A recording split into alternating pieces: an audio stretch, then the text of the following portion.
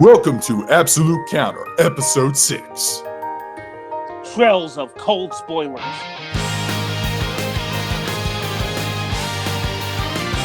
Hello, and welcome to another episode of Absolute Counter. This is Darkscream. And this is Anthony. All right, how's it going, Magus? It's going. Oh, I meant Magus. My bad. I forgot this is the Magus and Darkscream podcast. All right, it's going fine. Okay. Let's see some things coming on to news first before we start talking about what's going on this week. Some interesting news. I have talked about Digimon Cyber Sleuth before. Mm-hmm. I thought it was a great RPG. It was available for the Vita and PS4 for a time, but the good news is if you want to try those games out, but you don't have a PlayStation 4, but you have a Switch or PC, you have the opportunity to do so. Oh, that's cool. Because it's not a bad game. I haven't played much of it, but because Digimon Story, Cyber Sleuth, as well as its spin-off sequel, Hacker's Memory, and I believe all the DLC for both of those games, because they call it Complete Edition, is coming to the PC and the Switch. When? Pulling it up right now. Let's see. They are trying to get it out October 18th. That might be Japan only. I don't know if it's coming out at the same time in the West. The game is practically made, so I don't see why not. But it is a really fun RPG. It's basically Digimon with a little bit of Shin Megami Tensei in it. I played all of the first Cyber Sleuth. I'm still in the middle of Hacker's Memory, which is more of the same thing, but with more Digimon you can play as. Game's great. It's one of the few RPGs. I hate grinding in most JRPGs.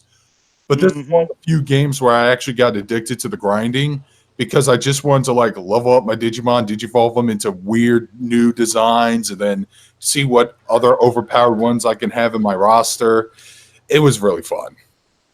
It sounds like a good compilation. I played a little bit. I have it on PS4. I think I bought it at a sale, like for $2 or something. Yeah, I picked it up on sale too. It was during the Golden Week sale. My friend kept badgering me to give that game a try, and I did, and I'm glad he did badger me because that was a great game. It was. Okay, what else on the news? There's apparently there's another Gundam game coming out that's free to play called Gundam Battle Operations 2. Mm-hmm. It kind of looks fun, but I don't know. It's free to play, so I'm very iffy on that. Yeah, you should be. I probably won't play that, but you should be wary of it. Yeah, and I like Gundam games, or some of them when they're good. I like Gundam Breaker 3. Gundam Versus it's hit and miss for me, but I still enjoy it for a little bit. So we got a new Gundam game. What else we got in the news? Let's see. Nothing. Well, there's a lot of things going on in the news. Digimon Survive got delayed to 2020, but I'm not upset about that at all. Okay. Because there's too many fucking games coming out in September on alone. Yeah, shit. Yeah, so let's see. Apparently Nintendo is evaluating streaming technology. I don't know what that means. I don't even know what's there to evaluate. Because Nintendo only has YouTube as like a video player app and nothing else. Right. Hold on. I got something I got to say on this. On my Switch, I know there's a lot of people who made videos. The Switch should do this, the Switch should do that. I don't really, myself, I don't need streaming services on my Switch. I don't either. But, Thank you. But sometimes it's not a necessity. That's what I mean. But, if they have that, that'd be nice. I mean, maybe if a Wi-Fi was available at some auto shop or whatever, I could just like stream a stand-up comedy from Netflix or something to get my mind off of my dying car or some shit. Yeah, maybe, but I can do that on my phone. That is true, but my phone is low on space though.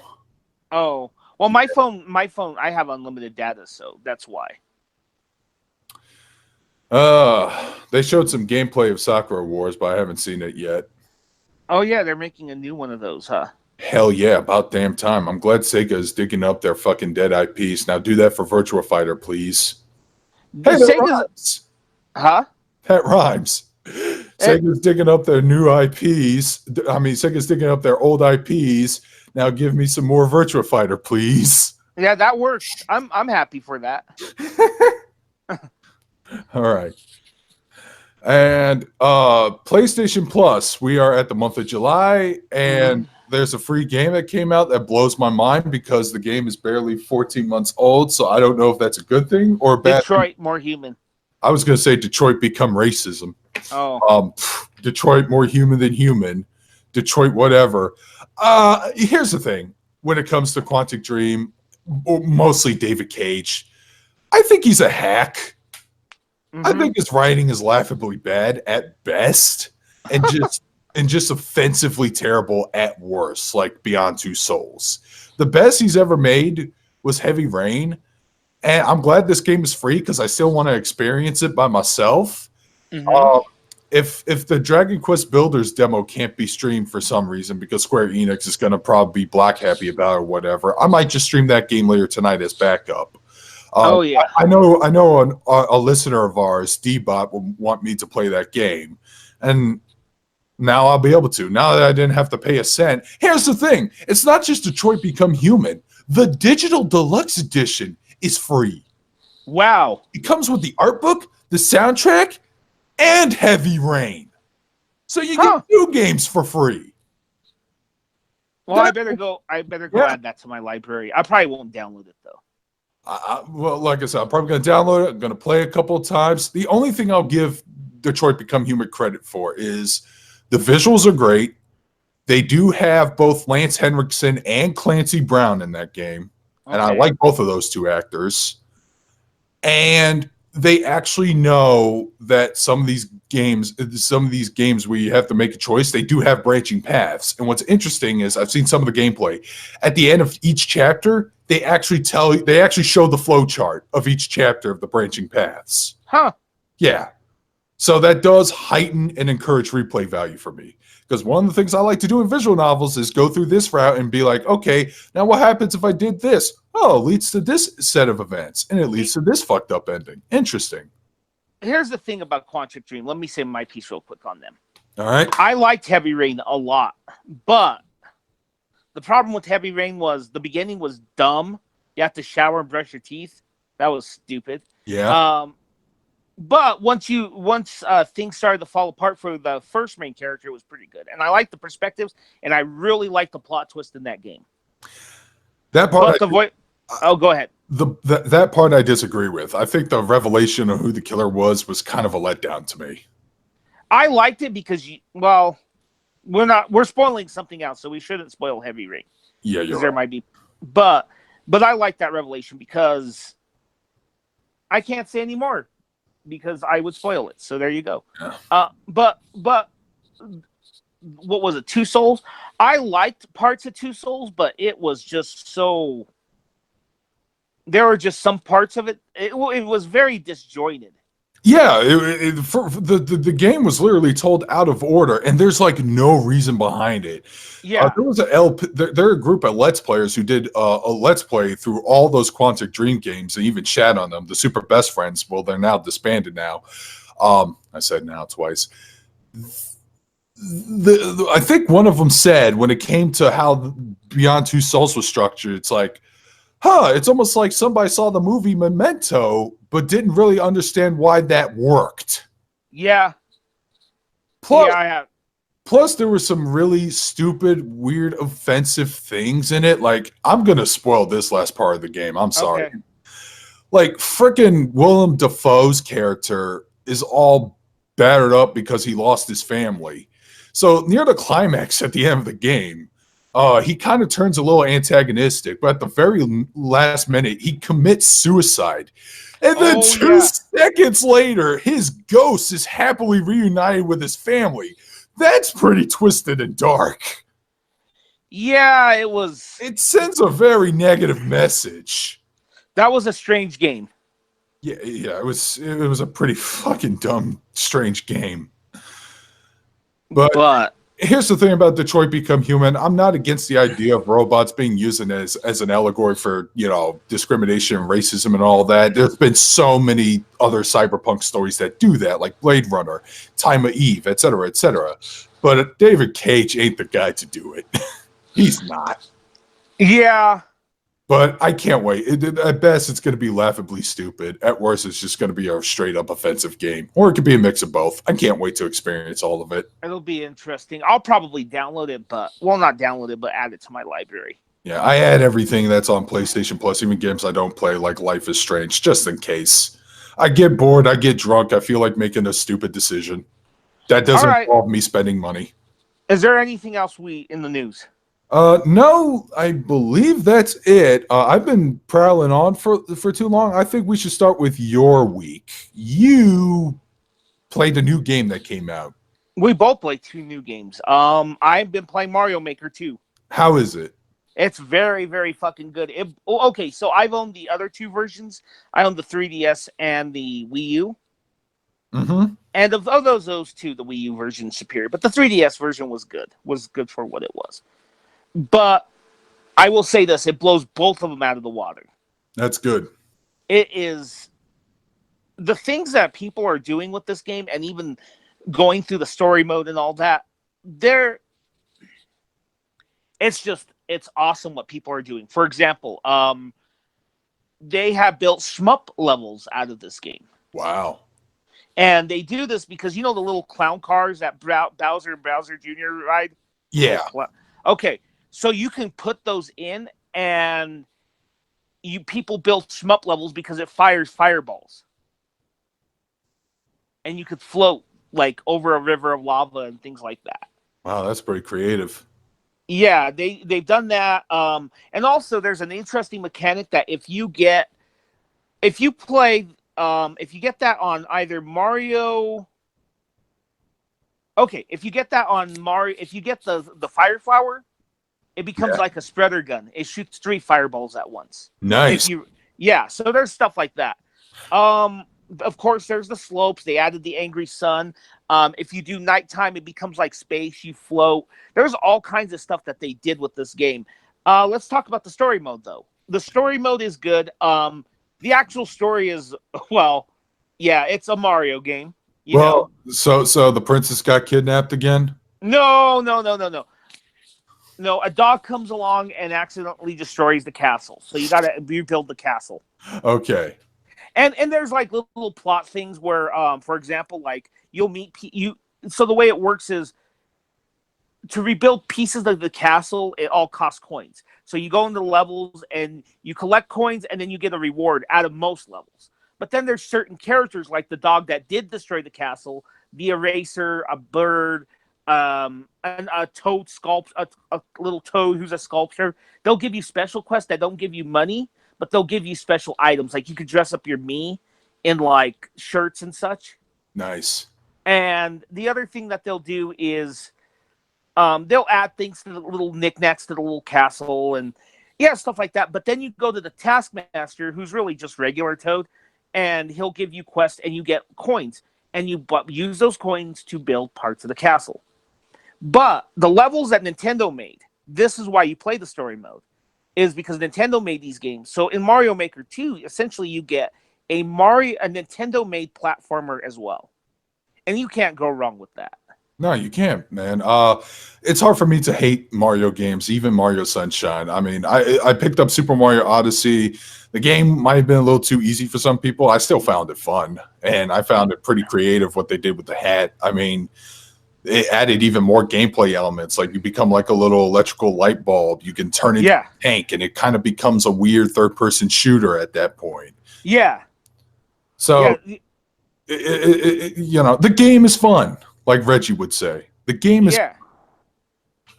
Yeah, Mario Maker 2. And then some of the levels I played, like some of the ones that I've played that people have made. Mm-hmm. I played I played a tennis table one. Oh, nice. That someone made, and that was pretty cool. I played mini golf. That was really well thought out.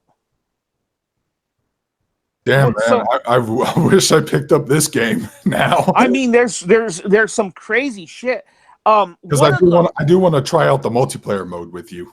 Oh yeah, we'll play that for sure. One of the things though, I'm going to tell you about one of the levels I played, and this is just holy shit. It's called Mario Returns from the Army. Okay, what it is, this is crazy. It's probably the first artsy Mario Maker level I made. What do I mean by artsy? It's not just a level made. It's not like a troll level or a fun level or something. It's artsy. And I say that it's basically a commentary on Mario coming back from the army and suffering PTSD. Yeah. And it works. Oh, dude, it works. At first, it's like, what the fuck? Like, the game starts with a tank, and then you go back, and you're back home. So it's just a normal area with no enemies. Uh-huh. You exit your house, you walk home, and then all of a sudden, like, heartbeats happen, and then you start, you start seeing enemies pop up in the trees like a dream, and it gets all this, like, there's enemies in the tree. It's like getting back from Nam. Wow. Yeah, I don't know how the fuck they made this, but it is nuts. It is. When I heard Mario Return from the Army, I thought it was going to be some tank level, like from Mario 3 or something. All right. But it was not what I expected, and it's pretty good. Oh, man. Once I get that game, I hope that level's still up there because I really want to try it out now. I downloaded it, and I could give you the code. All right. Because that's how you... Yeah. All right. Well, so Mario Maker 2, high recommendation? Oh, yeah, for sure. I mean, I think it's up there as a must-buy for the Switch. Gotcha. And I do want to pick up that game sometime this year, but instead I picked up something else. Yeah. And it was a tough choice. It was a really tough choice for me because so many good games came out in June. But I had to pick Judgment. Oh, yeah, you got to get PlayStation Judgment. 4, the Ryu ga Gotoku spinoff. I am like 12 hours in, and I just finished the second chapter. Yeah. Okay. Because the chapters are actually, well, which is weird because I remember in most Yakuza games, like the first 3 chapters are actually easy to go through. They're pretty fast because they restrict everything, and you just go through a bunch of cutscenes and battles and shit. But Fist of the North Star's that way. The first 5 chapters are like that. But like after like a third into the first chapter, the world opens up more for you. Not everything is unlocked, but you could still play Mahjong. You could still go to Club Sega and play out all their games. Yeah, what's in Club Sega this time? Okay, in Club Sega, they have, from previous games, they have Space Harrier. Coming back from Yakuza 6, they have Puyo Puyo. They have Virtual Fire 5 Final Showdown again, which I love. And now they have Fighting Vipers. Oh, really? Yeah. Okay. So that's the only new one they added? Oh no, there's one other new game, and it's in the Club Sega at Theater Square. If anyone remembers the Yakuza games, there's 2 Club Segas. Right. The one in Theater Square, also Fantasy Zone is in there too, if I remember. They have a racing game called Motor Raid. Have you ever heard of this game? No. I haven't either. And this is what the game is. It is a Dreamcast era or Saturn-ish era motorcycle racing game that takes place in a crazy space future. And it plays kind of like Road Rash because you can drive on the motorcycle, but you can hit other people on the road. You can kick them, you can punch them in order to like take the lead. And you get a turbo boost. The character I was playing as, she had like a Darth Maul double-edged lightsaber weapon. So what? Yeah, everyone has like crazy weird future weapons too for like their fist melee attack. And the game is pretty fun. It's really short but pretty fun. It's also really easy.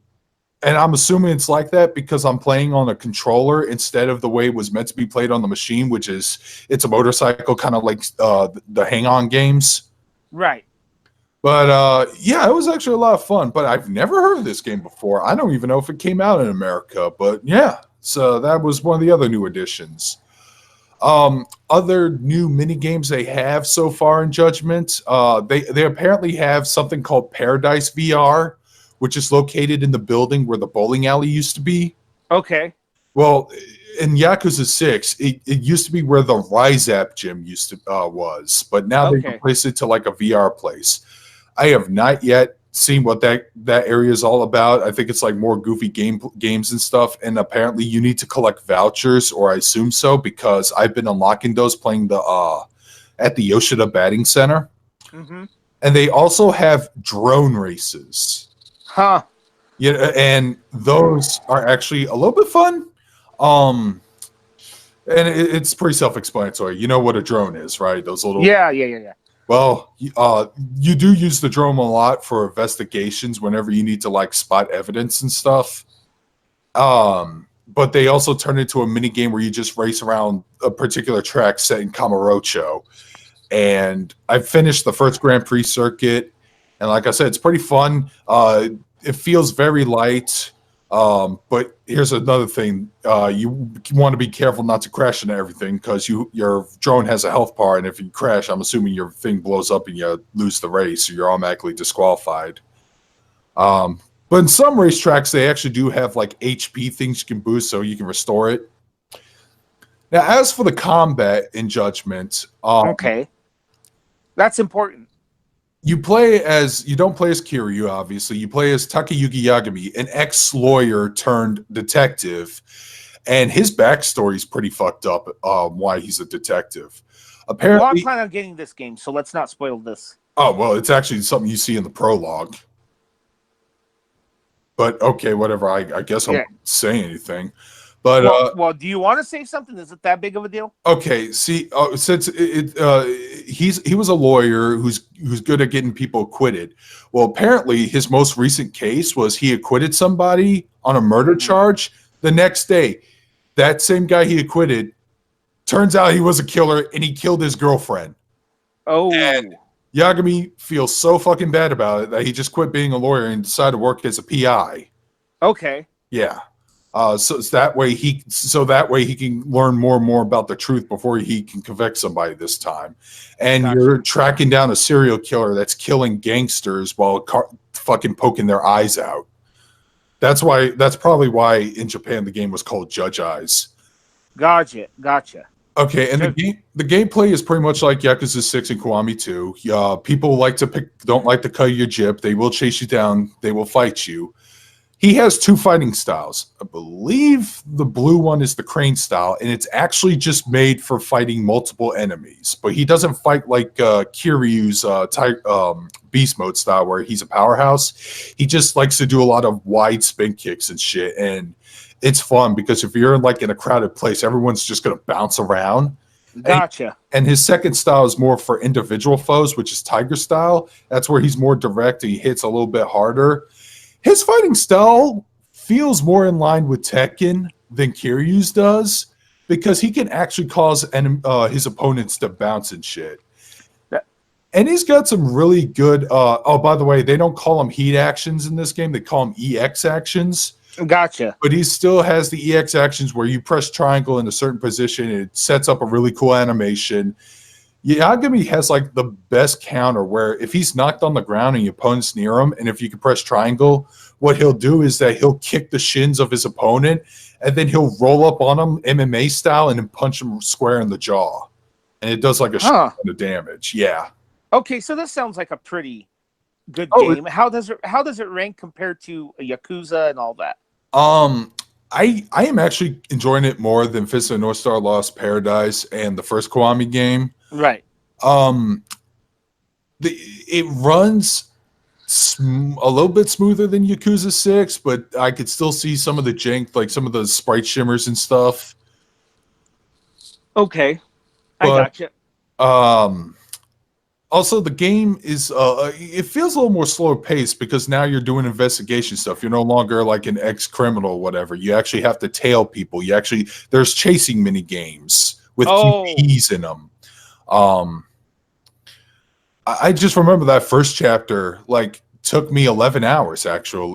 No, did it take me about 11 hours? It took me close to 10 hours to complete the first chapter. I will admit I was dilly-dallying a little bit, but the side missions haven't even unlocked then. I was just goofing off at Club Sega or checking out restaurants. And you can also unlock side missions like friendship missions with some of the people, locals in the town, and it boosts up your reputation, which is what's needed to unlock your side cases in the game. And some of the side missions are, some of them are typical, oh, Japan, we have to catch this pervert, to, oh, I gotta like find a person who's being stalked or whatever. Yeah. But it's a good the diaper quest from Kiwami 2. Kiwami 2, dear comes God. to mind. Yeah. Oh shit, that fucking game. Kiryu had the same face I did in one of those cutscenes. I didn't even want to look at you anymore. Yeah. But anywho, those so we have Judgment. What else is coming from the Yakuza team? Well, I heard in July 10th they're going to announce the next iteration for the Yakuza franchise with their new protagonist. Okay. I don't know any more details about that, but apparently they're coming. Well, I want to say this week. By the time by the time of this recording, which is July 8th. Okay. But yeah, I think that's going to be the next thing. I kind of want it to be in a new location, because I don't hate Kamurocho. I like it, but it's in every fucking game though. It is. And I didn't mind it for Judgment because I do like the town, but if you're going to have like a clean slate with a new protagonist, with a new franchise, I would like a new locale, but I have a feeling they're not going to do that because it might be more time consuming on production or whatever. Right. Because they asset flip, but I have no issues with them doing that because, anything that doesn't add stress to their staff or developers, I'm all in favor of, because I can't stand crunch culture, especially in game development. Yeah, that's never good.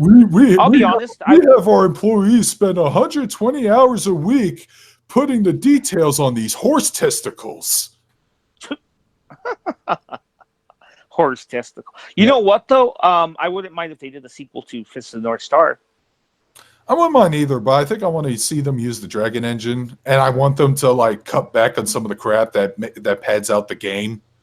Oh, and Fist of the North Star? Oh yeah, I really do not care for exploring outside the city all that much. I think it was okay, but I do agree it did pad it out a little bit unnecessarily.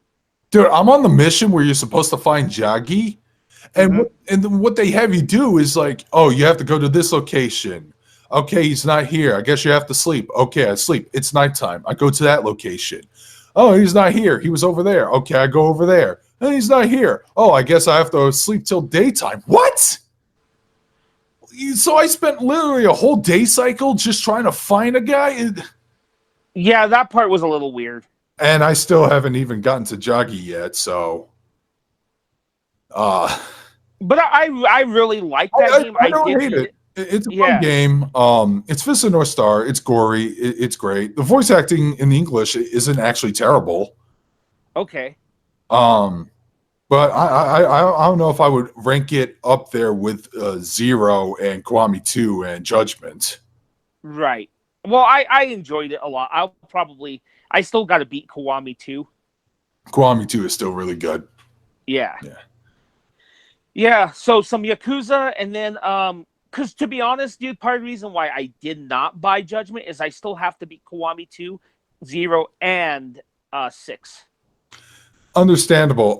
If there's anyone who hasn't played any of the Yakuza games, Judgment is actually a really good starting point, because other than the location being the same and maybe some Easter eggs that might be just small little references for people who are already familiar with the franchise, this game has like hardly any connections. No characters from Yakuza show up yet. So it might be a good starting point for some people. Like, if you're just curious about the engine and stuff, because this game is really good.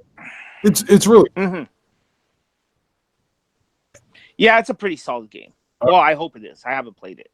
Okay, we are kind of behind track. We actually talked a lot about the games we played this week. We are 30 minutes in. So let's move on to talking about the game we should have talked about a couple episodes ago, but we were behind. But you finally finished it. Yeah, I did. Now, before we go into it, we should warn people. Yes, we are going to spoil Legend of Heroes Trails of Cold Steel. And the game does have some very spoilery things that are worth it for people who are invested. I don't know if we're going to do that immediately or later on, but if you can, you can stop this video right now, leave a comment, and give us your thoughts. But I strongly recommend playing Legend of Heroes Trails of Cold Steel if you just like good JRPGs, because Falcom, there's a reason why they've been low budget, but they handled themselves for 3 decades. Mm-hmm. It's really good. You don't need to play Trails in the Sky, contrary to what other people believe. No, you don't. And I would recommend this as a good starting point, especially if you're more of a Persona fan than I am, because there's like little elements there that got inspired by that franchise. Oh yeah. So if you do like a good old fashioned classic, really good JRPG, and if you also like a particular genre of anime I also like, then I would recommend picking up this game. Let me say this. That's all I could say without spoiling it. I can say this without spoiling it. $40. You know how long it took me to beat this game? How long? I clocked in about 80 some hours. I think you put more time in it than I have, because I'm pretty sure I clocked in at like 73. Okay, but still 73, 80 hours for a $40 game? Yeah. Yeah, and then plus there's a new game plus, because I didn't do everything. I did all the side missions and the hidden quests. I didn't do all the hidden quests. That's my thing. Yeah, the hidden quests I hate the fact that they're hidden in the first place, but I wanted to find out what they are, and I wanted to get my hands on some new gear and upgrades and shit. Now, you do get ranks for doing quests. Mm-hmm. I did get to A1. That's good. I haven't gotten to A0, though. Yeah, I think I've only gotten to A1 too. Because I missed the first 2 hidden quests. I missed a bunch of hidden quests in chapters 1, 2, and 3. I'm pretty sure I caught 2 and 3 at least. Yeah, but I still hit A1. All right. Should we just put the spoiler tag here, or? Let's just go into it. Yeah, fuck it. I'm going to let you take charge, because even though I played this game and I have some really fond memories of it, it has been about 3 or 4 years, so maybe some details are going to be scant and scurry. I would read up some notes, but I don't want to accidentally be spoiled by events that happened in the 3rd game, which have yet to come out here. Okay. So you take first thing, if you do want to play this game, and this is your last chance to leave, don't expect Tales quality, Final Fantasy quality graphics. But that's okay. No, I know somebody, when I streamed the game initially, they said, "Oh, the graphics they're not that good." And I said, this is where I pretty much disagree. I really don't care how your visuals look. I mean, because it's what you do with them that kind of just catch my interest. I've seen games that are very detailed, but they can't even run at a steady 30 frames per second. Right. Or they would take forever to load in or whatever. I don't need games to look super detailed. I mean, and let's be honest, Darkstream. This game came out in 2013 on the PS3. Yeah, it was meant to be a PlayStation 3 game. And keep in mind, I know the game came out in 2015, but that was like 2 years later from Xseed. That's from the US release. The Japanese release was 2013. Yeah, exactly. And besides, the PlayStation 4 version does run at 60 frames per second. So that's a good thing, especially during a particular moment in the game, which is towards the end at the school festival. Yeah. When I played it on the Vita, because there was like so many NPCs out in the main courtyard and there was confetti flying over the place, the damn thing would chug most of the time. Mm-hmm. And that was kind of annoying. And it would also chug at certain things, like when a giant monster explodes and they have like a flashy aura effect or whatever. And I had a few slowdown issues in this version. where they probably weren't as bad as they were in the Vita, but okay. I don't know, but I had a few. But it's not a big deal. It didn't like do really hurt the game or anything. So I played this game originally in 2016 on PlayStation Now.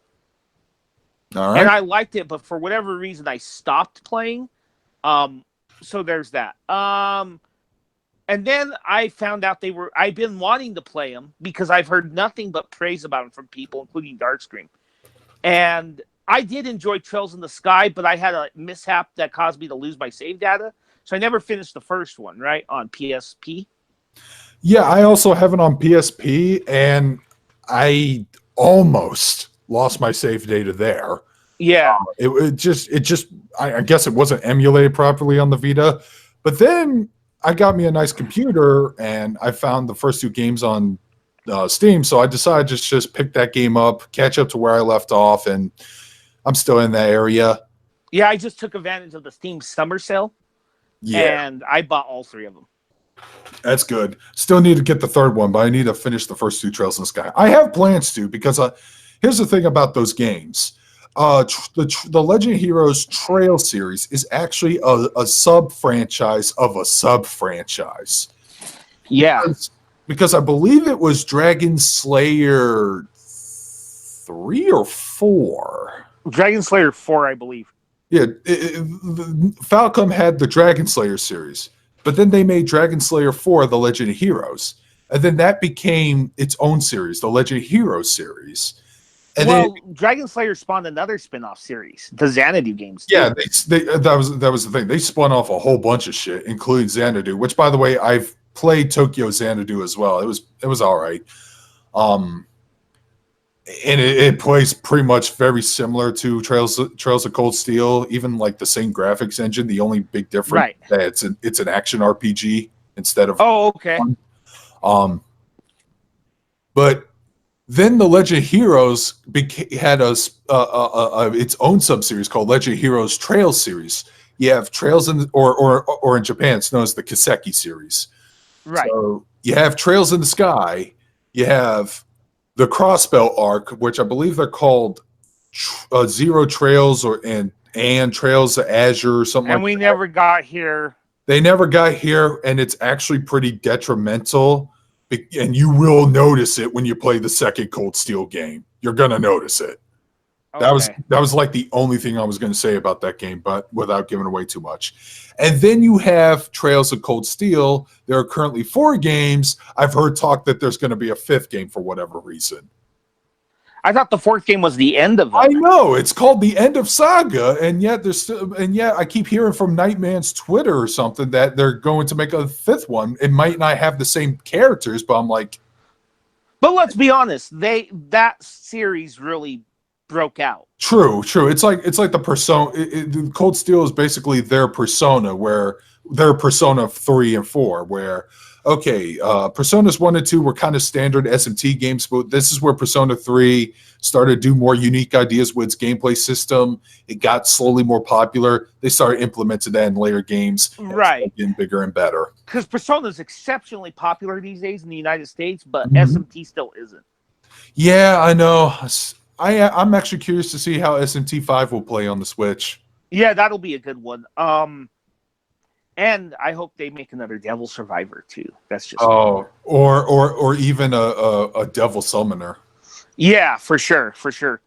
But anyway, so this is exceptionally popular. Now they did confirm we're getting the third, and the third game has a release date here in the States. I have a feeling that we might get something about the 4th game 2 weeks after 3's release. Yeah, because we're supposed to get the 4th game, huh? They confirmed we're getting it. Well, I sure as fuck hope so. I haven't seen confirmation on that. I've only seen confirmation on the 3rd game. Yeah. So we're now. But hold on. One last thing I want to talk about the Trail series. What makes this exceptionally unique is that they're actually all they all share the same universe. Yeah. It's not like every other RPG where it's like either it's a new world or it's the same world but like set years apart. It's actually all set in like the same like continent in like the same area. The only difference is that some of the countries are, I believe, Sky is in Liberl, Crossbell Arc is obviously in Crossbell, and the Cold Steel games we're going to talk about takes place in the Erebonian Empire. Yep. So let me say this real quick. What's interesting about this game too is I love JRPGs. This is not a slam, but JRPGs aren't really known for deep world building. Wow. Hot take, dude. Uh-oh. Hot take. Well, it's true. All right, why is it true? Okay, well, let me use Final Fantasy VII for an example. All right. What? Okay, they know this could change with the remake, obviously, but all you really know is there's a corporation, Shinra. You really just know the only incident in the past that you really know about is the Genova crashing into the crater, the collision. Okay, you don't really know a whole lot about minor details in the world, right? Right.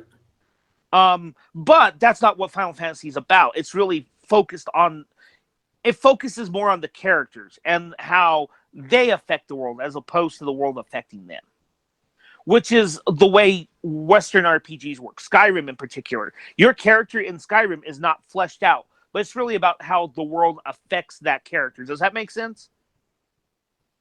I would think it was the other way around. The character affects the world because, he's the fucking chosen one.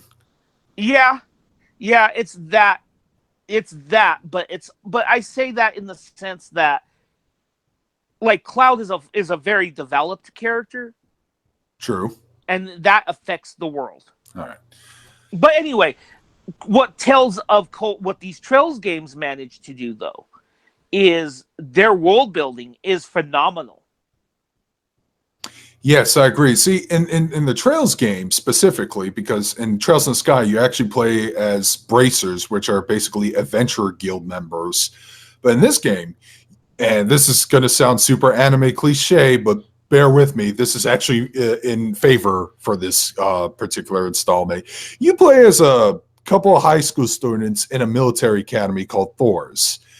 And you're actually part of a unique class known as Class 7. See, Erebonia actually has a class system that's like divided between nobles and commoners. And they really play off of that. Yes, they do. And however, things are starting to change when Chancellor Gileath Osborne came into power, and he's trying to bridge the gap between them. Who is in the Trails of the Sky series? Really? Okay, that's interesting. Yeah, I've heard about that. Yeah, he's in the Trails of the Sky series. All right. Well, anyways, Class 7 is basically the diversity class. You got nobles and commoners and some people here and there from different parts of the world. You got one guy who's actually a foreigner from the Nord Highlands, and they're part of that unique class system. See, the commoners in Thor's, they wear green. The nobles wear white. Right. You guys are wearing red mostly. Well, let me say this. So right off the bat, let's talk about the story. The story starts in the future, about 6 months ahead, and you're defending a military base that's going to get attacked, and it ends when this gun goes off, and then it cuts back to the beginning of the game, right? Right. Okay, so you play as Reem Schwarzer, who's the main character, and what immediately happens is as soon as this Class 7 gets together, as Darkstream said, there's a mix. There's already conflict in that group. Yeah, especially between two characters, Marquis Regnitz and Eustace Alborea. Yep. And, Macias is the commoner and Jusis is the noble. And it's easier to say. Jusis is kind of a dick. He's a dick. It's pronounced Eustace, dude. The J is silent. Is it really? Yes. Well, I played in fucking Japanese, dude. I'm pretty sure they had to say it in a weird Japanese way by saying Eustace or something. Yeah, but how the fuck am I going to tell? I don't know, man. When I watch Japanese dubs, I usually kind of catch on to how it's supposed to be sounding when they try to pronounce it. Okay, but still it's Japanese. Anyway, we're getting off topic. Let's focus on this. Okay. So Eustace, excuse the shit out of me. We will he gets him and Machias get into a fight because Machias does not like the nobles and It does and get revealed later on why he hates them. oh yeah. But to be fair, Machias is as much of a guilt as Eustace is, though. Yeah, he is. They are insufferable dicks. And then you also have another conflict between two other characters that isn't as intense. It's just awkward. It's between Laura and Fee. Mm-hmm. Because Laura is a knight who prefers to like fight head-to-head combat, where Fee is actually an ex-Jaeger, which is a mercenary corps in the Trail series. Yeah. And she like fights pretty more as stealth and quick and actiony. And they just every time they would like meet each other, they would just kind of turn their heads and be all awkward and stuff. So that's the other two sets of conflict. And then there's the conflict between Rhea and Elisa in the beginning, which I actually didn't like. Yeah, that's the only thing, because it falls into the anime trope, which is in every, even I even watched Neon Genesis Evangelion. It's fucking in there where the guy falls on the woman in a provocative position, and and then she's like, eee! That's what happens afterwards. Yeah, that's about it. But that gets resolved quickly, and it's quickly forgotten. Yeah. I mean, I don't hate Elisa, though she wasn't my pick in the game. What was your pick? I picked Laura. Oh, fuck you, dude. Why? I picked Laura too. Okay, good. Well, we have good taste, so there you go. We can agree on that.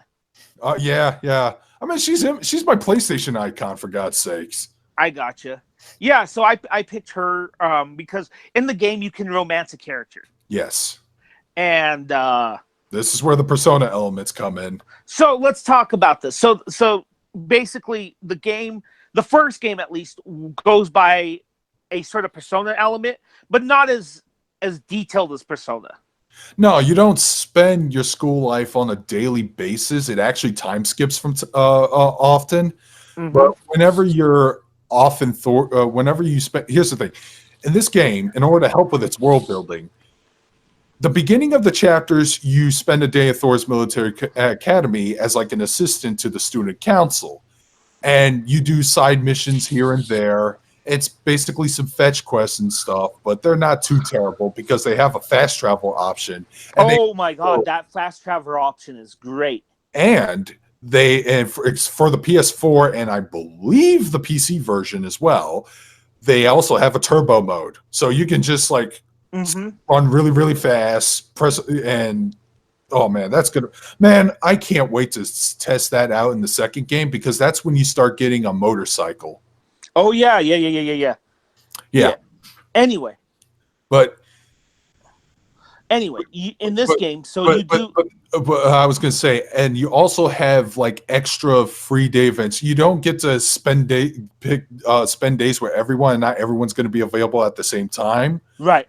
But you do get like a limited number, like 3 or 4 like free bonding events, and you spend them with characters of your choice. And then you link up the link level, which actually helps you a lot in battles because you have something called the Arcus link, something that Instructor Zera has been pushing a lot. And what it does is like in certain it's obviously there's some buffers and abilities, but if you land like a really good attack on an opponent, if you hit them with a particular weakness, you can quickly press X to do a follow-up attack.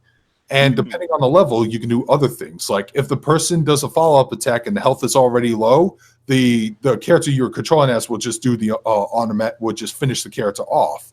Or if your character took damage, the other one will get pissed off and get a strength boost, or they would heal you. Really, really awesome fun shit. I like it when they do these things in turn-based RPGs. Where they just add these little elements here and there that just twist up the gameplay where you think, okay, this character's going to attack, this character's going to use a magic. No, this character's going to attack, but this other one's going to block in the way and defend you. Yeah. You know what? The first game that I saw that ever did that was actually Star Ocean 2. I should really give that game a try. Yeah, I have. If you have a PSP, you get it. What about... You'd have to get it physical, though. Well, I modded my PSP, so I downloaded it, but you can't download it legally. But because they never released a downloadable version of that.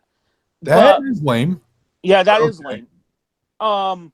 But with Star Ocean 2, though, the way it works is when you visit towns, you could hit square and do private actions. And what private actions would do is you would go in and you build relationships with characters, and you can build up a romantic relationship, which would affect the ending. The ending was still the same. You still defeat the bad guy, blah, blah, blah. But then what happens to the characters is different, depending on your private action. Interesting. So, yeah, so there's that. And there was like over 80 possibilities for that. All right. So that's the first time I saw it. Now, going back to Trails, it's interesting because I chose Laura. And what's funny is in the second game, you'll start seeing flashbacks. And if you chose Laura, you'll see flashbacks focusing on her. Yeah. But if you chose someone else, you'll probably see flashbacks focusing on them. So it does affect the second game, which is great. Yeah, that's good. I hope it carries on over to the third game somehow. I heard it's supposed to, because that's why they re-released these, so you can carry your data over. I'm not changing my mind on any other character. I think I'm going to stick with Laura all the way. Yeah. So anyway, back to the first game. But it does affect combat, obviously. And then in order to romance someone, you have to get them to level 5. Yes. Now the other thing that helps with the world building is half of the chapter is dedicated to hanging out the Thor's military academy. The other half is actually exploring different cities. They take you to different cities to explore and do assignments there. Mm-hmm. And you get there traveling on a train on the rail. There's a formula. So the way it works, I got the formula down, is a Saturday in the evening with some cutscenes, the free day, which is the bonding events, a mission, the old schoolhouse, and then in the evening another bonding event. And then that Wednesday you do a practical exam where it's a combat situation, right? Right. That varies. And then after the practical exam is the field study, which is the chunk of the chapter. And that's where, characters' backstories are revealed. That's where the main plot progresses a lot, because you go to these other towns and some of the characters are from these towns, et cetera, and things happen in these towns, right? Right. How'd you do on, I believe it was the midterms? Oh, I aced them. Same here, top of the class. Suck it, rich people. Yeah. I just love the fact that the game actually has you do, because it's not a combat exam. It's actually like written history exam. They want you to learn about Emperor Dracos and all this shit that you can actually find out about when you read the in-game books. Yeah, there's a library, and those books are huge. I know, it's crazy. I've skimmed through most of them. I haven't really read all of them. I just skimmed through the important parts. Now, and what's also interesting is that you are given a student notebook, so you can, and a lot of the students at Thor's Military Academy are actually unique NPCs with their own personalities, and quirks and stuff. Like you have like this occult member character. You have Becky, who speaks in a Scottish accent. I believe it's Scottish. You have the fat girl. Yeah, you have the fat girl that's like crushing on this purple haired dude. And they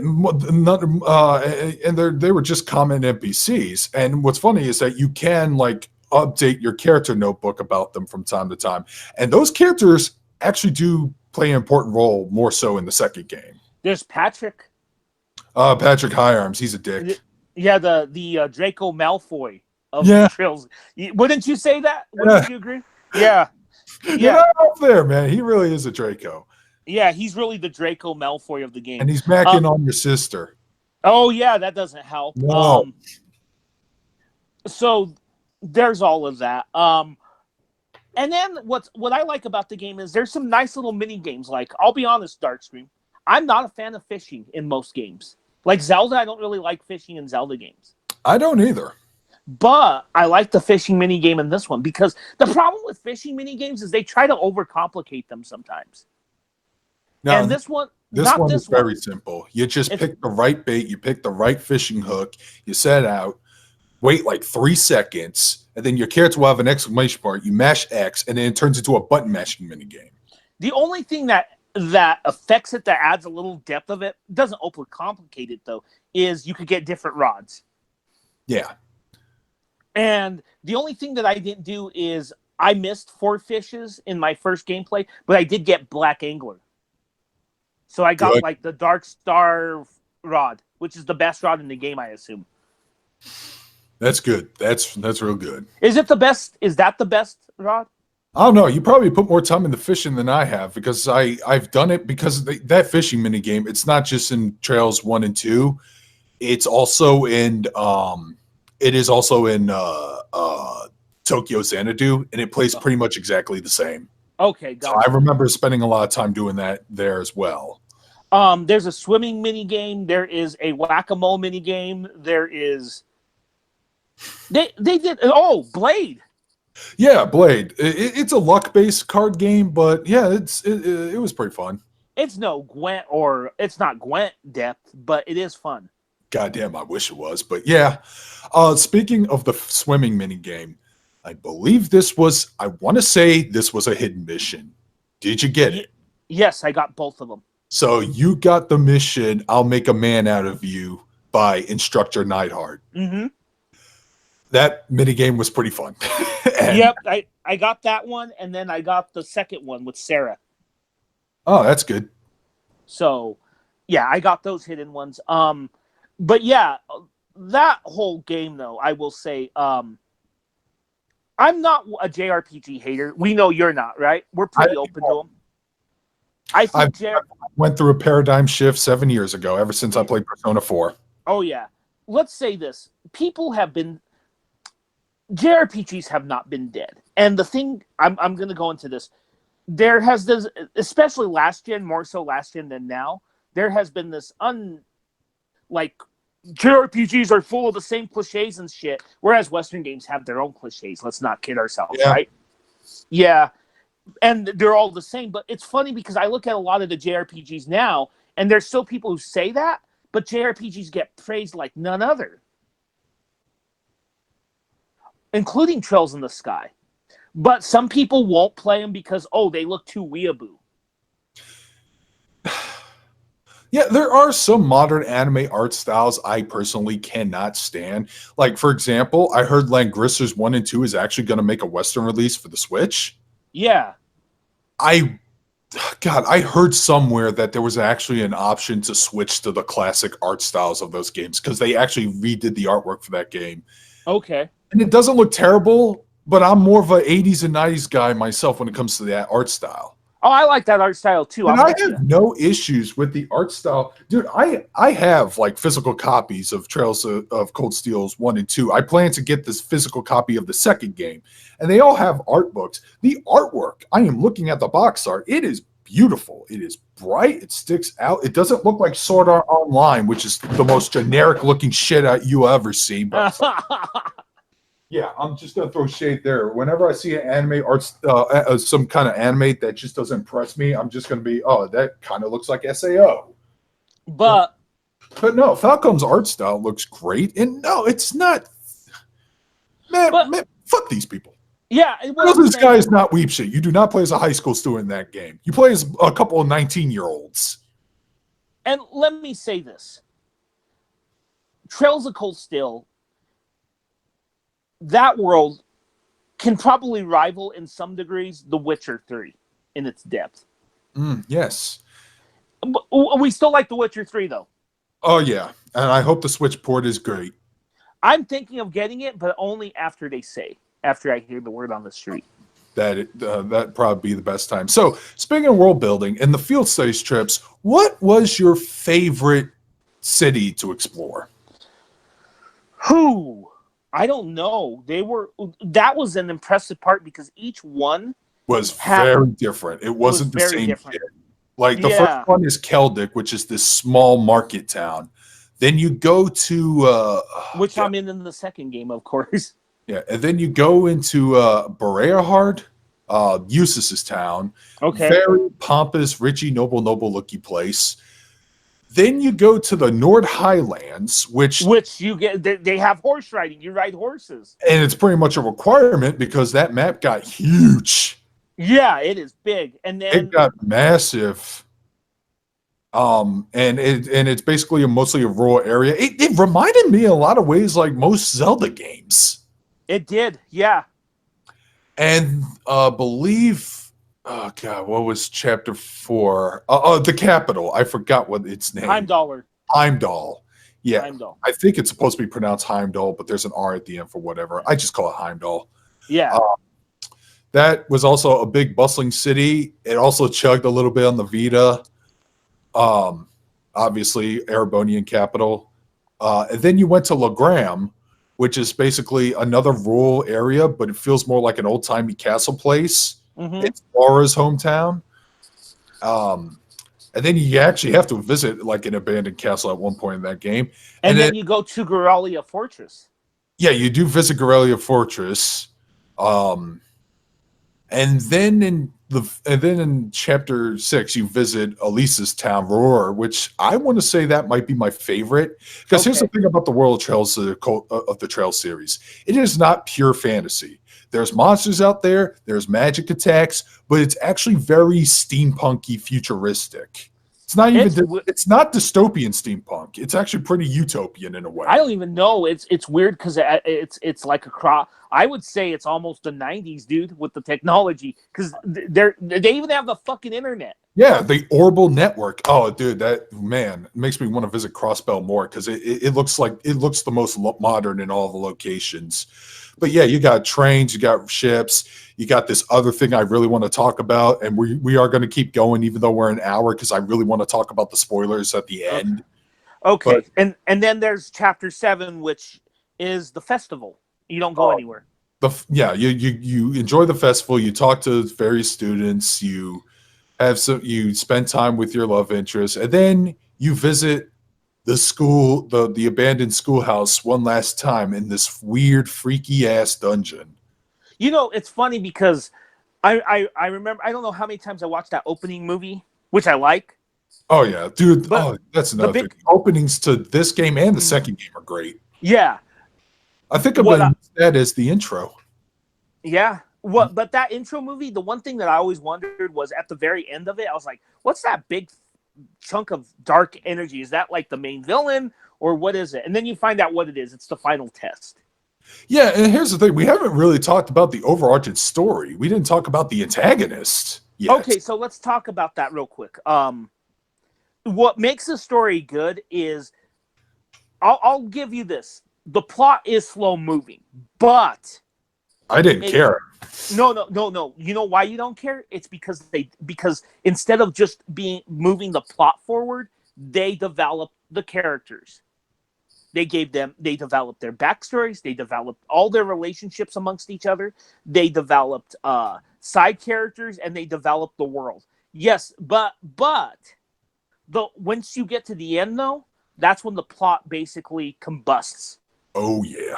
So the overarching story is, I'll give the basic gist, is you're going to the school, as we mentioned, Thor's Military Academy, whatever. You become friends, you go on these field studies. But as you do these field studies, the government, the empire, there's tensions between the reformists and the nobles. The reformists are led by Osborne, Gileath R. Osborne, who you mentioned earlier. Yep. And the reformists are more people for the commoners. They're giving them more rights and things like that. You know, they even refined if I remember correctly, they really redefined the train system for commoners. At one point, they mentioned that, right? Right. Okay, so there's that, and then there's the noble faction who wants to keep to the old ways, but the tensions are on the breaking point. Then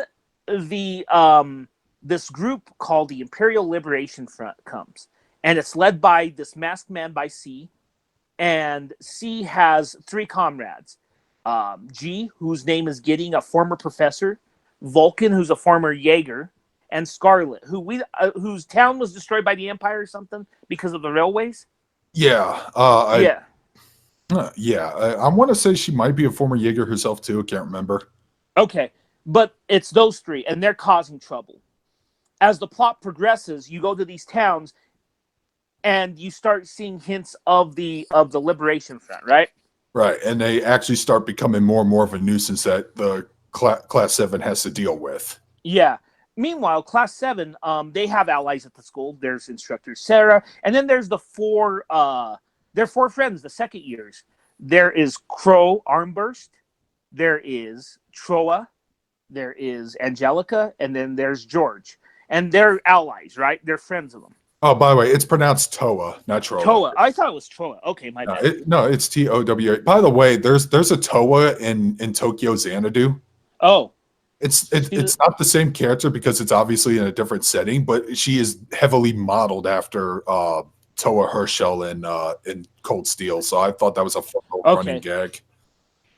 Okay, so there's Toa, and then there's all them. And they become your allies. And as the plot progresses, the depths. I don't want to go into too much detail because even though we're going to spoil stuff, there are a lot of little details that the game can explain better than you and I can. All right. There is one detail I want to get into that is pretty spoilery, if you don't mind. No, of course. I think I know. But hold on, real quick. But I think it's a chapter, because the game's divided up in chapters. There are 7 chapters. Right. Is it the 5th chapter? In the 5th chapter, you get 2 new characters that join. Well, not 2 new characters. You met them before. But you get 2 new classmates that join Class 7. Yes. Crow Armburst. Crow Armbrust, what we talked about before, apparently he's been slacking in his studies, and apparently in order to prevent being held back, he had to join this class. And then you have Milliam Orion, who is actually an agent for Gileath Osborne. Yeah. So you have those 2 characters, and a little bit about Crow Armburst because he's exceptionally important to the story, right? Yeah. Yeah. Of those students, he's a gambler, he's a womanizer, he's this laid back, lazy guy, but he's pretty cool. He's like the cool older brother, right? Right. That's what he is. He's the cool older brother that kind of gets the ladies and all that. And he joins Class 7, and he's instrumental in their preparations for the festival because they come up with a concert they perform. Mm-hmm. And you know what? I showed this to a couple friends. There is a line where he says, "Show them titties." You remember that? No, I don't for some reason. I'll send you the pic. Okay. Please do that because I don't remember that.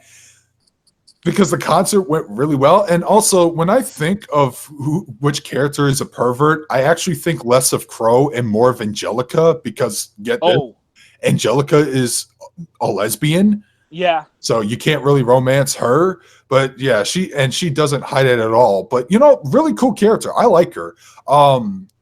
Spoilers for the second game, she does become a party member for a little while. Okay, I didn't need to know that, but oh, sorry.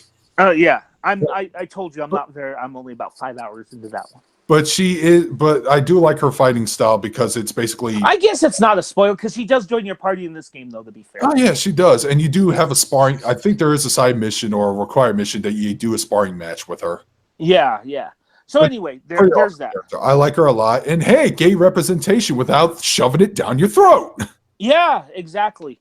I didn't mind that, and then So anyway, they prepare for the festival. All of that happens. One of the key things in the story, too, is Reen. Reen's backstory. Yes.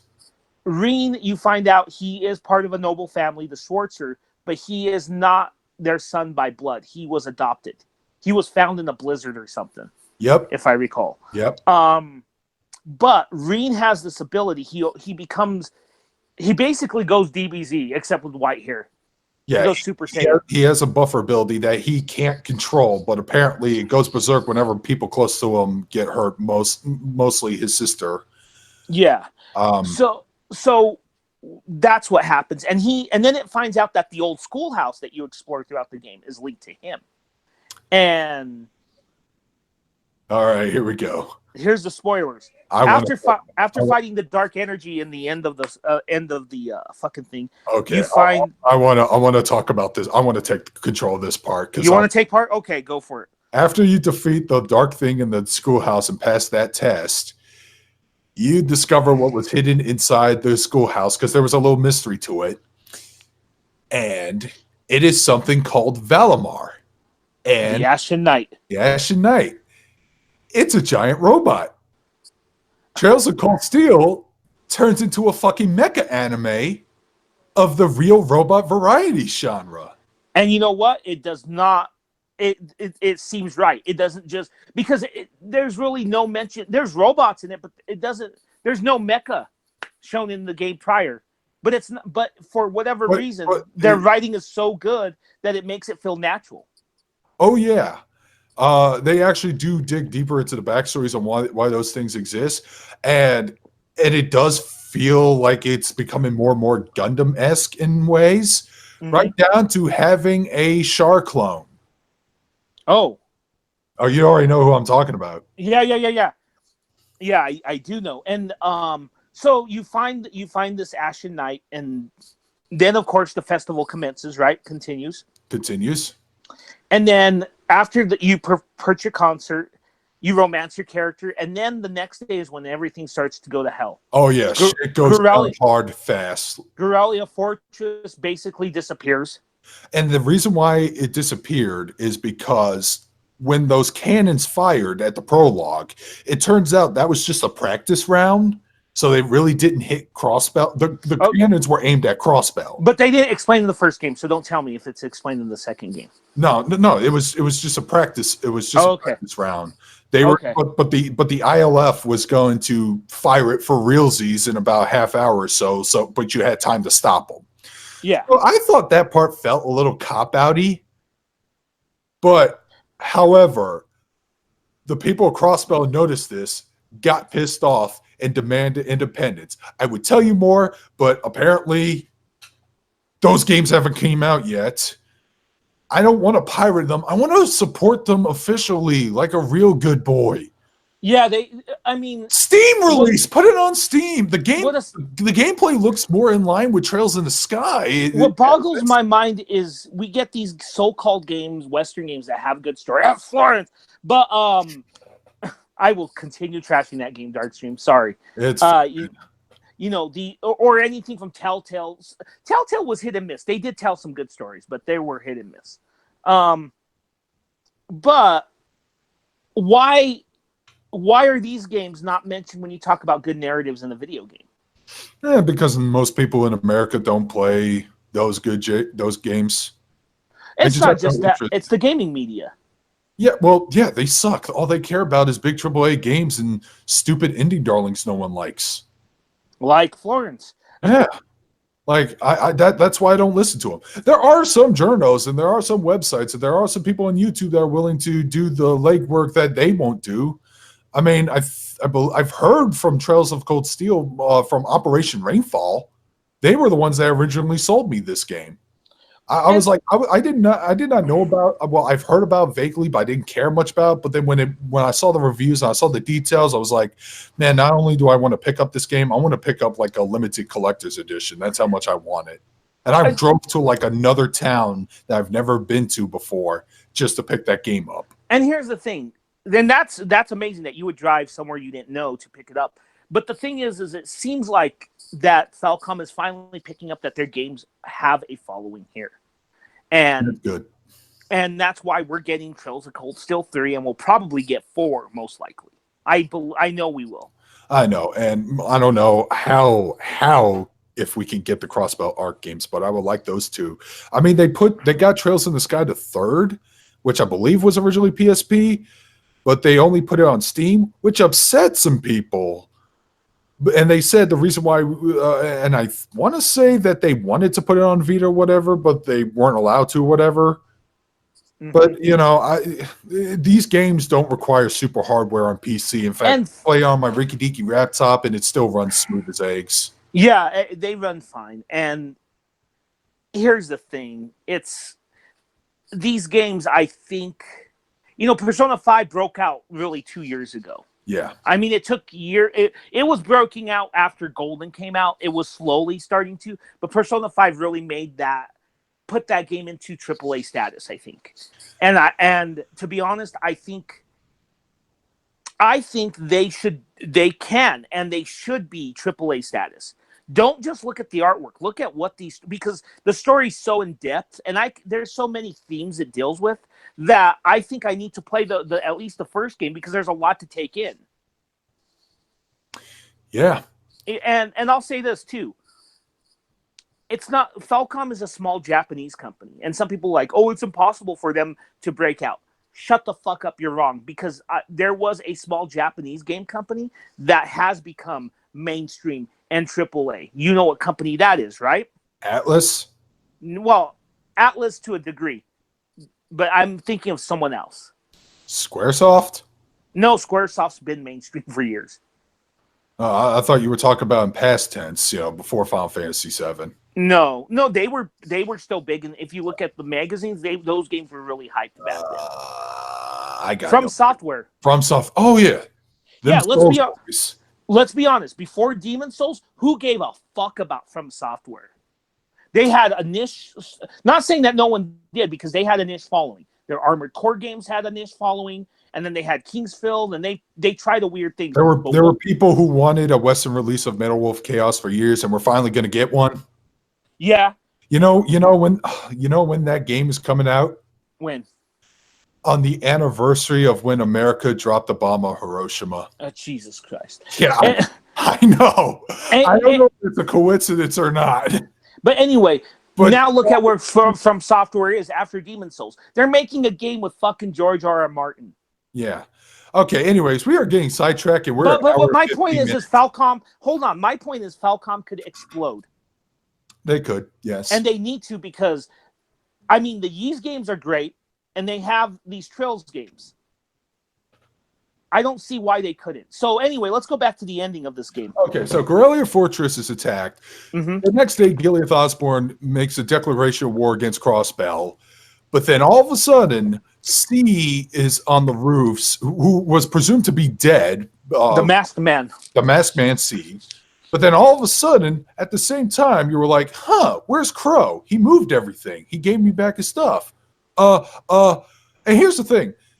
I kind of figured out the connections because, well, we talked about the other members, G, S, and V, Gideon, Scarlet, and Vulcan. So it was like, okay, they're going with their code letters are on a first name basis. How many people are named C that I know of? Wait. I figured it out too. Remember, I texted you. Yeah. I figured out like in chapter 5. I also kind of also something actually clued me in, and it was in the opening animation, the opening credit, the opening cinematic. Mm-hmm. One of the characters' bird starts flying on a perch, and then it roars, and it starts to look like a black crow, and then it all cuts into an image of C. And then, but you know what did surprise me was the revelation of that character. Oh yeah. So what caught me off guard? There's a character named Vita Cotlead, or Cotlead. I'm fucking it up. Don't correct me. Vita Clotide. Something. She's a very famous opera singer. But at the same time, she's also the host of a radio show that we listen to. Yes, Abin Time. Yeah. But she's also a witch that works for the organization Ouroboros. Yeah, it's revealed she's in league with them. And she's apparently has connections to Emma. I don't know if they actually said what they are yet in the first game. No. Well, they're kind of, they're sisters. Yeah. They said they're kind of sisters because they were in the same coven, the Hexen witches. Yeah. There's still a lot. You know what? That's the one character. Emma is the one character that they have not really explored yet. They get a little more into her in the second game. Okay, that's good, but they haven't really explored her yet. No, but she was a very interesting, mysterious character because she seemed like a sweet glasses girl, but she would like hang out with this black cat with a blue scarf. Mm-hmm. Yeah. But yeah, she starts broadcasting what's going down in Heimdall. Fucking mechs show up, start capturing the place. It turns out that the nobles and the ILF have been working together, and now they're just basically plunging Erebonia into a civil war. And they basically take over Heimdall. Yes, they take over Heimdall. Then they move over to Trista, which is the town. Which we didn't tell people is the town where Thor's is. Yeah, it's the town where Thor's is. And then that's when you start entering it, controlling Valamar for the first time. So you actually get tutorials on the mecha action. But here's the thing: it's at the tail end of the game. Then you meet last battle. It's the last battle. Then you meet up with Crow, and he has his own mech knight, the Azure Knight. And you find out why. You find out that he's an Awakener too. Yes. And yeah, Reem was pretty upset. And then the way that ended was Valimar beats Crow at first, but then Crow reveals that he had it for like 3 years prior. Yeah, and so, he bounces back, and Valimar's weakened and can be destroyed, but all of Class 7 comes and protects you. And then, of course, there's a very heartbreaking scene with whoever your love interest is. Yeah. Telling you to flee, we'll meet again. And then the way the game ends is basically the cat Celine telling Valimar to fly off, and Reen basically screaming "Stop!" or "No!" or something. Bring me back! And then it just cuts to the credits. Then it cuts to credits. Yeah. What a cliffhanger. I know, dude. Man, I actually didn't finish the game until like a week after the second game came out. So I was like, holy shit went down. And I just immediately wanted to play the second game afterwards. It hit the fan pretty hard, but wow. And yeah, the second game is infinitely better. They do tweak up some of the gameplay mechanics a little bit for I've noticed that already. Yeah, I've noticed that. You do start off like I was like around, I forgot what level I was in the first Trails game. Maybe around. I ended mine at 61. Yeah. But then you start off a couple levels lower, but you still have all your skills. But there's still a progression system that's there because you do get better versions of those skills later on in the game. You know what? Let's be honest. It's a better approach than, say, Mass Effect 2. Yes. You don't start off at level 1 again with these characters, at least. Yeah, because but you do lose all your fucking your quartz. Yeah, you lose, but it explains why. Yeah. So here's the thing: everyone in Thor's military everyone in Class 7 actually has like these weird futuristic cell phones called Arcuses, and that's how they do the freaking link attacks and stuff. But the game has like an upgrade system with it called the quartz system.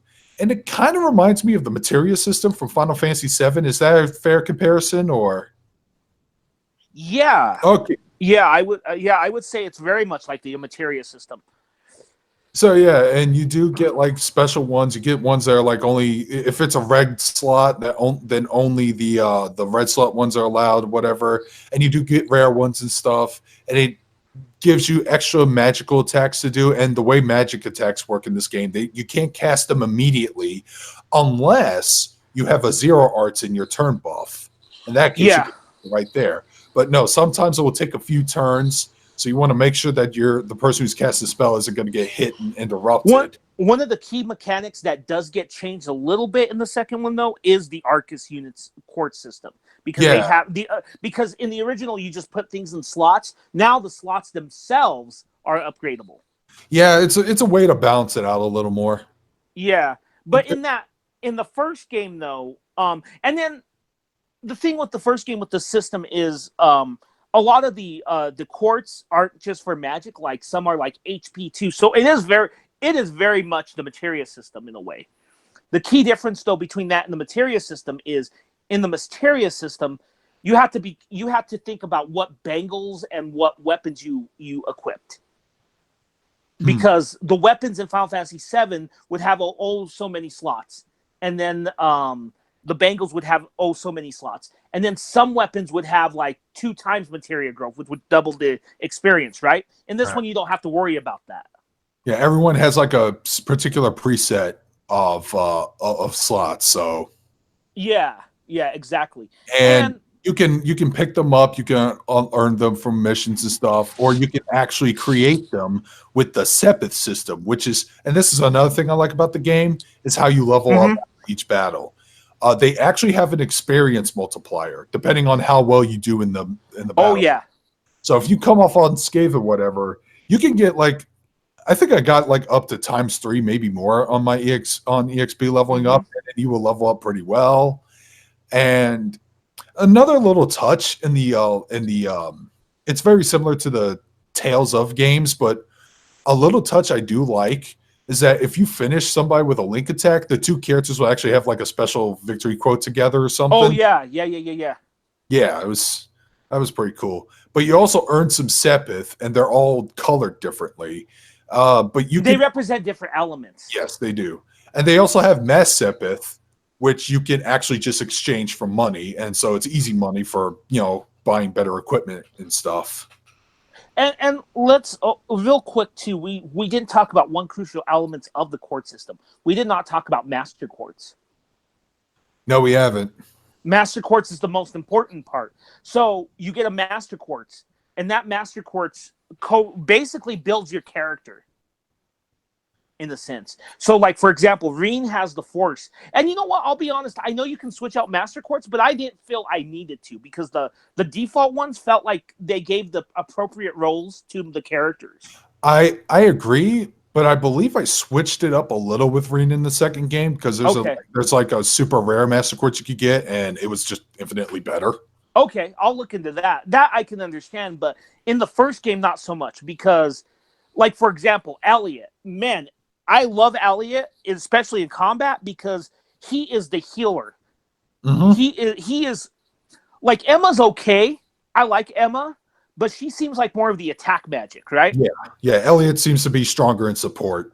Yeah, like you get this ability. Oh, craft points in the EP. We need to talk about that real quick. Oh, yeah. So you can cast magic, but they also have craft points, which is basically a character's special attack that's actually separate from magic casting. Mm-hmm. Yeah, so, you get craft points by attacking enemies or getting hit. And you can build it up to 100. To, like, I believe the max was 200, but you can build it up to 100, and that's when the character can do like his or her like super ultimate attack. Mm-hmm. And you can almost activate it at any time whenever you're like having a turn. Like if you're playing as Laura, you can you can activate it with the D-pad. Reen's on the D-pad, just do it right there. There's a way to cheese it. You know what that time system? You know what the way the time system works? You know what the battle system? We compared it to Materia system, right? Right. The battle system, while it's very different from this game, in some ways it's similar to Final Fantasy X. In two aspects. The way the turns work is like Final Fantasy X, and then switching out teammates is like Final Fantasy X. Yeah, you're right. You can still switch out party members in battle. Yeah. So in a lot of ways, it's very much like Final Fantasy X in that regard. But one of the elements of the combat system is the field. You can move around, which I really like. I really, really, really like about this game. But going back to craft points too, Elliot had a craft called Resounding Beat. And he gets it early on, but it is so fucking good. Besides healing, what else does it do? Resounding Beat, well, it raises your defense and then gives you basically regen. Oh okay. Because it doesn't heal you outright, but it gives you regen, essentially. Yeah. So what that means is at the end of each of your turn with Resounding Beat for 4 turns, your defense is raised, plus your HP is healed for 4 turns at the end of your turn. So, and then of course Elliot has Holy Song, which is basically a spell that heals most of your HP and then gets rid of status ailments. So. Yeah, that's going to be helpful later on in the second game because I remember one particular boss battle, they just freaking stock shun burn me. Well, in this game, I noticed towards the end, particularly the last couple chapters, they started to go hardcore on status ailments. Yeah. And I know that quartz is where you can actually do inflict status ailments on other people too, so that's a good touch. Yeah, there's I think I added Poison the Reen, and he can poison enemies. I also added the location one because it reveals all the treasure chests on the map. Okay. That just helps streamline things a little more for me. Let us say this. If you're into JRPGs and you listen to it, and we did spoil the game for you, but if you still want to play it, I mean, this game, I'll just go. Can I tell them about a couple of my downfalls? I won't mention the voice acting, though. I mean, we'll disagree on the voice acting, especially towards the end. We won't even get Revelation. I thought Reen's actor actually really sold that. Yeah. But But like I said, I think they get better in the second right. one, the English. So I'm actually Let's playing. be a little we more talked about fair on some of the downfalls. the downfalls, but not so much as voice acting. I have a couple of minor quibbles. The UI could be a little bit more intuitive, in my opinion. All right. Okay, so what I mean by that is sometimes, like if you use an item or a spell in the menu, it takes you all the way back to the beginning. I wish it would just stick to that menu like a Final Fantasy game does. Just stuff like that. So it's a little minorly inconvenience. Shop menus could be a little bit more because, for example, if you buy something, it takes you out. Like if you buy an item, it takes you right back out of the menu, back to like if you want to buy and sell and such. So there's some intuitive issues in that first game. That's probably it. I think the combat system was exceptionally well balanced. I think everything else, the story, the pacing might turn off some people. I like it. I know you do, and that's the point of the pacing. It's like a beginning novel, introduces you to characters, and it really fleshes out. By the time you get to the second novel, it says second. Think of it as like a TV series. This is season 1, right? Right. Because it can be like some of these segments, like the free days, could be like an episode, of like an anime or a TV show. This is the first season. It fleshes out the characters and it gives you enough to stick by. And the second, from what I'm playing of the second one, how far I am, it doesn't need to flesh out the characters because you already know and care about them. But absolutely do not play that second game until you play the first one, though. Now, I didn't have any issues with the pacing nor the length of the game. I didn't either. I'll be honest. I know some people might, but I didn't. Some people are probably just aren't going to be comfortable with the fact that the game, took us about 70 to 80 hours to complete. Yeah. Some people probably prefer their games to be a little bit shorter. And I do think could be some padding that could take out, like some of the side quests. Like I said, some of them are just fetch quests. Right. It's like, hey, go get me this one thing. And you did talk to this other person, and there's a neat little story behind it. I think that's what made the fetch quest good, though, because in a lot of fetch quests, it's like, my wife lost the broom, go find it, and then he goes, thank you. But there's like a little plot twist in each little fetch quest. Or how about this plot twist? Yo, my name's Dino. Go give me a rock. I look like a pretty boy, but I'm actually Brooklyn. I know what you're talking about. Final Fantasy 15. That the guy. I forgot about. I like Final Fantasy 15, but that guy sucked. I agree. But yeah, the side quests are fleshed out, though. I think that's what makes them tolerable. They may still not be everyone's cup of tea, but I think that what makes those fetch quests interesting. Yeah, I mean, I did get to know some of these characters I helped out at the end.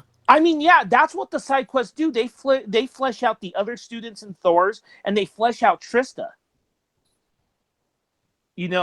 For example, there's a side quest where this little boy gets lost, and there's a student that's going to Thor's, but she's also studying to be a nun. Yeah, I know who you're talking about, too.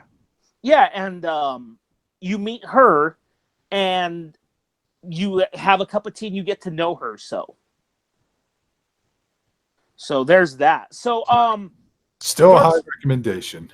Dude, this, I had a few minor quibbles, but this is an outstanding game, and I think Falcom needs more attention. Because Darkscream has known this. I've been a fan of the Ys games. I'm starting to get into the Ys games. I've been playing Ys A, and I've been enjoying that. Hey, Oath of Fagana, which is a good Ys game, is $5 in the Steam summer sale. Nice. You should go get it. Oath of Fagana is really good. Which one is that? 3, 4, 5? That's a remake of the third one. I might have that one already from the last year's sale, but I'll check. Yeah, it's only like $4.49. All right. So, but yeah, again, I agree. I'm glad I played these. I've been wanting to play them for a long time. I did try to play them, but PlayStation Now is just whatever, right? You can see why it was my 2016 game of the year. Oh, I understand why it's your game of 2016. The only thing that pisses me off is when we talked about this game to a certain someone, didn't give a shit, and then now they're all over it. I think that's kind of funny, isn't it? Yeah, I tried to sell people in this game, and they ignore me, but they'll listen to someone else. But you know who we're talking about. Yeah. Yeah, fuck him. Anyway, yeah, so that's it. But Darkscream did sound me on this game because I did try playing it. Remember? Yeah. It's just PlayStation Now is just not a reliable service. No, I don't like the idea of streaming games. If you do buy this game too, I would recommend the PS4 version. It is definitely the definitive version. You do get the DLC. The DLC in both games might be, I don't know, they might be considered a little unfair, huh? Because you get a lot of good items and such. True. But yeah, you get the DLC, you get all the costumes, you get Japanese voice acting, you get turbo mode, and it's definitely the definitive version. I'll be honest though, if this does come out on Switch, I would get them. Yeah, that would be neat if all those games came on the Switch. But if you can't get on PS4, get it on Steam. Well, the only problem with the Steam one is they don't have a release for the third one yet. That is, oh yeah, that's right, because someone else is handling it. So what I would recommend is probably just getting the PS4 version because you're going to be able... I did confirm this. You can upload your data from the first two games. That's good. Into the third one, so... All right. Anyways, we talked for over 90 minutes, dude. It's worth it. Yeah, it is. But we're not done talking about Trails, though, because once I beat the second one... we'll probably talk more about that, which hopefully will be before the third game comes out. Yeah, it took me about 3 months to beat this. But one of the obstacles that did prevent me from beating it, that didn't allow me to play May much, is gone. So that probably won't happen. And who knows? Maybe if I get more of Trails in the Sky done, I'll talk about that too. Yeah, I have those too. There's a lot of stuff to play, man. But next week, I think we have a really good show. So yeah, I really do. I am looking forward to what we're talking about next episode. So, but that being said, I am exhausted. yeah, we had a lot. But yeah, I guess let's end it. But I will say this one last time. If you're a JRPG fan and you have not played Trails of the Sky, which is Trails of Cold Steel, play Trails in the Sky too, though.